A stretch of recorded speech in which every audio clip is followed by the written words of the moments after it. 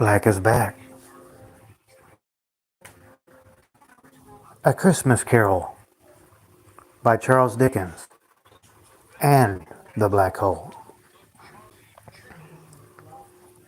Marley was dead, to begin with. There's no doubt whatever about that. Scrooge signed the burial. Scrooge was good on his name for anything he chose to put his hand to. Marley was as dead as a doornail. Mind or do not. Therefore, as Charles Dickens said, no copyright issues, you two. Marley was as dead as a doornail. Scrooge knew he was dead. Of course he did. How could it be otherwise? Marley and him were friends for so many years. Scrooge was his sole executor, sole friend, and sole mourner, and he even signed it on the day of the funeral. Oh, but he was a tight-fisted man, Scrooge, a clinching, covetous old sinner, hard and ship as flint and solid as an oyster. Nobody stopped him in the streets. My dear Scrooge, he brushed them aside like a flint on the street. He would never speak to them again. Once upon a time, Scrooge sat with his clerk in the tank. It was a cold, biting office. He iced his office in the dog days and did thought it 1 degree at Christmas or Hanukkah, as we have Chanukah this year.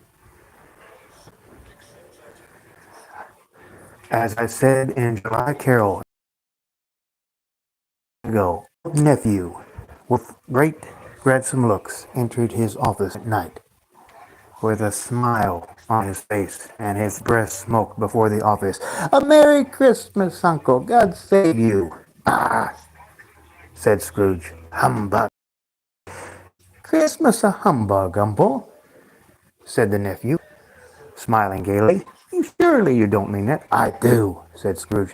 What is Christmas but a time for paying bills and balancing your books and fighting every item dead against you? If I could work my way, who goes about with Merry Christmas on his lips should be boiled with his own pudding and buried with his fabric of heartache for his heart. He should. Uncle, cried the nephew. Nephew, said Scrooge. Keep Christmas in your own way and let me keep in mine. Keep it, cried the nephew gaily, but you don't keep it. Let me leave it alone then, said Scrooge indignantly. Much good it has done you. Much good as it ever has done you. Returning to his books, pretending that the nephew wasn't there. The nephew continued on gaily about Christmas. Nay, Uncle, there are many things that I have found greatly amusing in this world, Scrooge, that I dare not repeat. But I've always found Christmas is a wonderful time, a gay, happy time, full of wonderful families gathering together with arms open wide, enjoying themselves under a wonderful, glowing Christmas tree, even if it is pagan. A wonderful, glowing Christmas tree. And of course, the Jews love to have their menorah. A wonderful, glowing Christmas tree, holding hands and singing gaily around the fire. Even though life still sucks and we do everything we can to avoid it. A wonderful, glowing Christmas tree.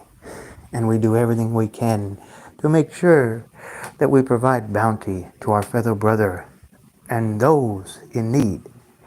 And they, Uncle, even though it has never put a scrap of gold in my pocket, I say, God bless it. The clerk involuntarily applauded. Scrooge immediately jumped up from the desk.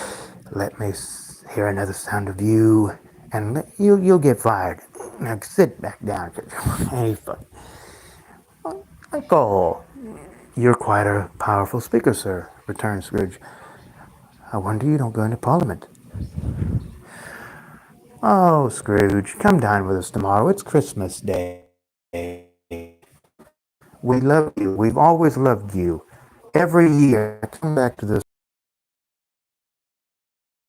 us to Christmas Day at our house. Won't you please join us, Ebenezer Scrooge? Scrooge went the entire length of the expression, and he said that he would see him in that extremity first. Hey, uncle, why did you get married? Said Scrooge. Because I fell in love, said the nephew. Because you fell in love. As if that was the only thing more ridiculous than a Merry Christmas or a Happy Hanukkah. Good afternoon. I want nothing from you. I ask nothing of you. Why can't we be friends? Good afternoon, replied the uncle. I'm sorry with all my heart to see you so resolute on this Christmas Eve night, but I will keep my Christmas humor to the last. And so, Merry Christmas, Uncle. Good afternoon. And a Happy New Year. Good afternoon, said Scrooge, plying deeply and more heavily into his books. The nephew humbly left the office and replied the same gesture onto the clock that was frozen in the tank. And Scrooge replied, there goes another fellow. Another fellow, just as I'll retire to Bellum. This idiot, on leaving the office, led in two portly gentlemen with a pen and paper and bowed to him. Scrooge and Marley's, I believe, said the two gentlemen. Have I the pleasure of addressing Mr. Scrooge or Mr. Marley? Mr. Marley has been dead these last 7 Christmas Eves, replied Scrooge. He died 7 years ago. This very night, on Christmas Eve. Christmas Eve, sir, said the true gentleman. Nay, tis. How tragic. At this festive season of the year, continued the gentleman, we would like to implore you to help improve the lives of the poor and destitute that suffer greatly at this time. Many are in want of common comforts. Are there no prisons? Replied Scrooge. Plenty of prisons, replied the two portly gentlemen. And the union workhouses? Continued Scrooge, looking even more sternly. Both very bidly, sir, as Scrooge had continued. The treadmill and the poor law. All very busy, sir. Oh, I was hoping that from what you had said at first, gentlemen, that something had stopped them in the useful cause. I'm very glad to hear it. Upon this, Scrooge immediately handed the credentials back and wished them out of his office. But the portly gentleman refused and said, No, Scrooge, you must understand, there are many that are in need of comforts. What shall I put you down for, sir? Nothing, gentlemen. You wish to remain anonymous, said the two portly gentlemen once more. I wish to be left alone. There are many that suffer in this world, and there is nothing I can do to help them. There are too many that suffer, and it is out of my hands. Those that are badly off must go to the establishments that I have mentioned. Many cannot go there, cried the two portly gentlemen in desperation, and many would rather die. If they would rather die, they'd better do it and increase the surplus population. Besides, it is not my business, and I do not know that. But you might know it. It is not enough for a man to bear his wages on his own without having to give it to others at the same time. One must abide by his own wishes. One must fend for himself in this world that we have created. Good afternoon, gentlemen. Seeing as it would be completely pointless to pursue their point, the gentlemen withdrew. As the afternoon proceeded, the cold wind blew harder and harder as the shoppers ran home with their treasures. Everyone was ready to experience Christmas once again. As the office grew colder, as it did every night, the clerk became more and more anxious to go home to his family, which awaited him, and of which he was graciously and anxiously awaiting. As the evening hours continued, drawing closer and closer to the closing hour, Scrooge continued to have a more watchful eye on his clerk in the tank, which scribbled even more fastly, as if to overtake any discrepancy in his work. Finally, the hour for the shop to close had come. Scrooge dismounted from his stool with a very bleak opinion of himself and the way things had gone this afternoon. He did not know why he felt this way. He knew there was something coming, as he had been warned from Black Hole's prelegies over the last few months, but he did not know how. But he shook his head and said, "No, it's that stupid Black Hole and his stupid channel. This can't be happening." And he said, "Fuck it." And he continued off the stool, and he went to the clerk. And of course, he said, "You'll want all day tomorrow, I suppose." "If quite convenient, sir." "It is not convenient, and it is not fair. If I was to stock you £1 for it, you will think yourself ill-used, I'll be bound. But you don't think me ill-used if I pay a day's wages for no work. Every year it's the same thing.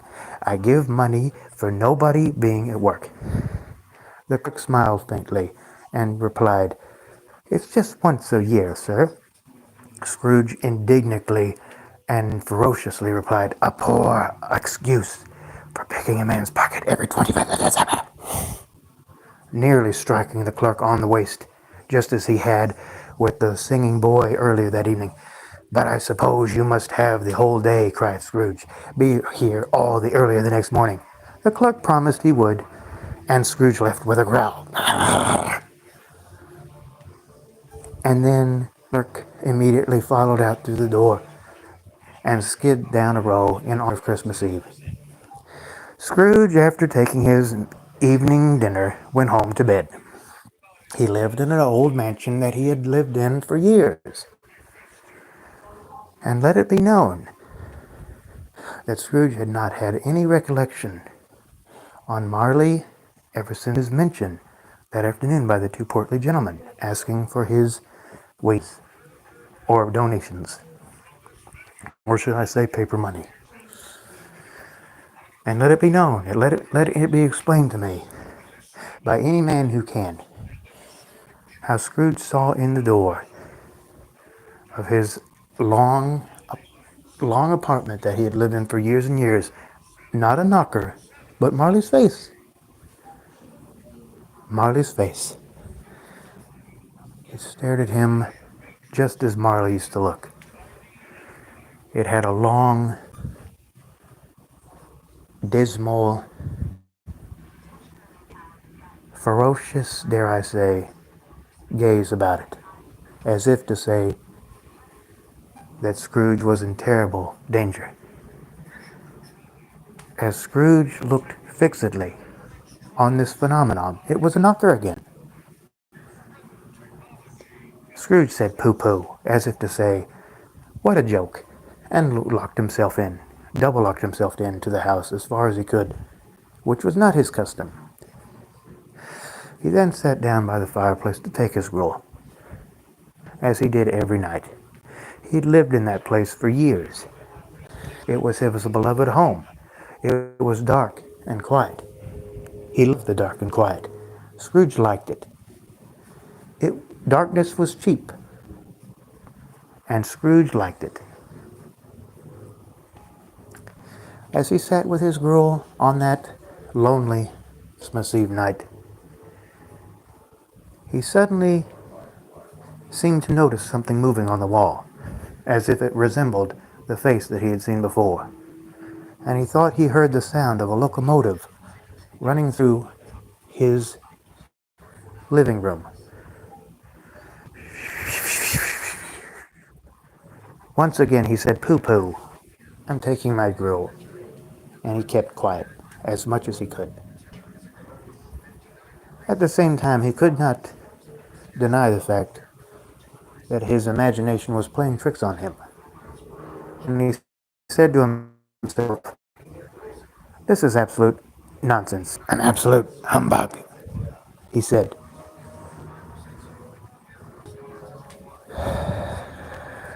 Scrooge said to himself that there is nothing that could possibly bother him on this Christmas Eve night, just as it has on the last Christmas Eve before. So he quietly continued to drink and eat his gruel at the same time. He loved to drink and eat at the same time, thinking and slurping it like an idiot. Suddenly he heard the bells ringing, ding, ding, ding, ding, ding, ding, ding.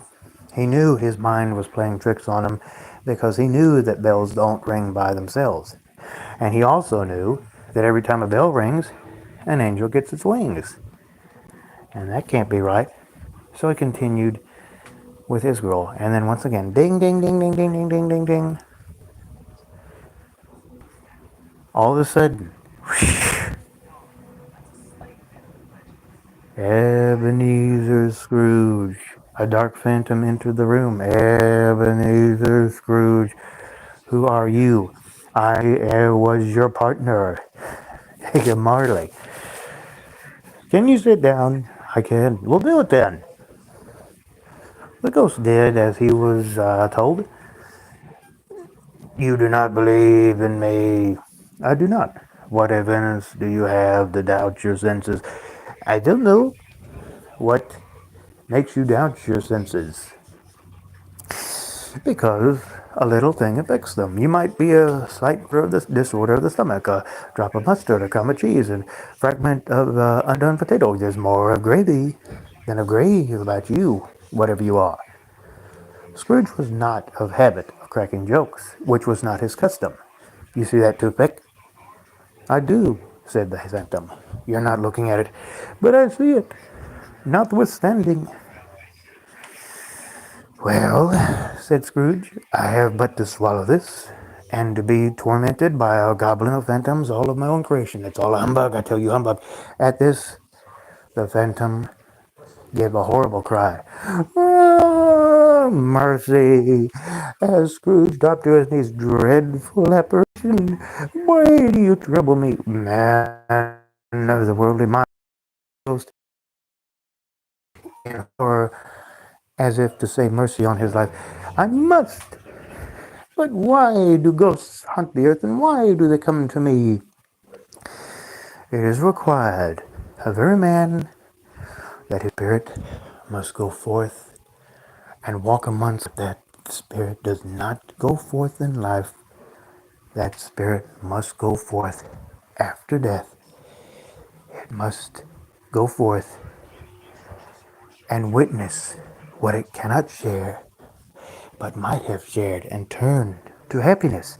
You are fettered, cried Scrooge. Tell me what? I wear the chain I forged in life. I made it link by link, yard by yard. I made it. It is patent strange to you, or do you not know the patent that you bear yourself? I see no chain, spirit. It is invisible as mine was. Scrooge did not know what to say. I have sat invisible beside you for many a day, trying to reach you.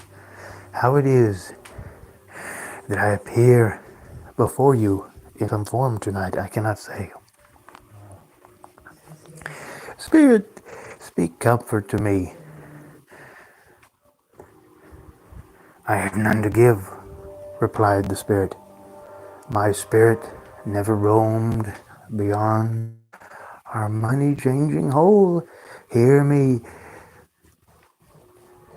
But you were always a good man of business, Jacob. As an ass, cried the spirit on the top of his lungs. Mankind was my business.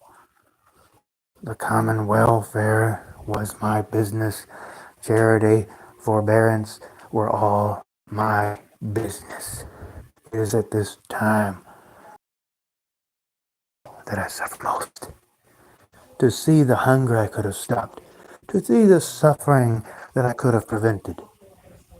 At this, Scrooge held out a mighty holler and held out his key that he had been hiding in his pocket and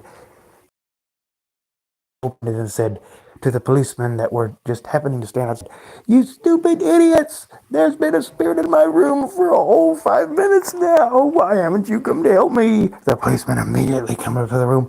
"There's nobody here." And they left and they walked out. The spirit reappeared. "I am here. I'm here to warn you that you have a chance and hope of escaping. I almost said pursuit. I'm sorry. You spirits don't make mistakes. Of escaping my fate. You'll be haunted by 4 spirits. 4? Why not 3? Because I wanted to be 4. Because I'm one of them. Expect the first in about 1 minute. Expect the second in about 10 minutes. Expect the third. Whenever the hell he feels like it. Look to see me no more." And then with that, the fucking spirit went. Scrooge said, "What the fuck?"